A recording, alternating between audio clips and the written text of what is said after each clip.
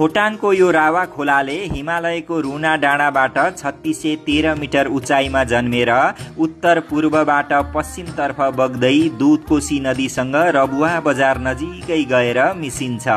यो रावा खोला वर्षा निर्भर पूर्वी नेपालको हिल्सी भूगोलमा हरियाली डाँडा काँडा घना जंगल र उर्वर बेसीहरूले सजिएको सुन्दरताको प्रतीक हो।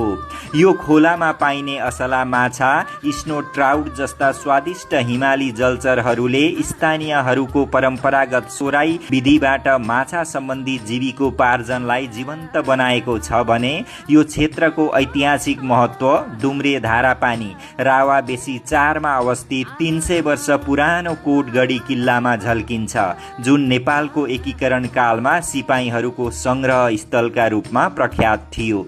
यस स्थानको पूर्ण डकुमेन्ट्री भ्लग परिक्रमा युट्युब च्यानलमा गई हेर्नुहोला है त।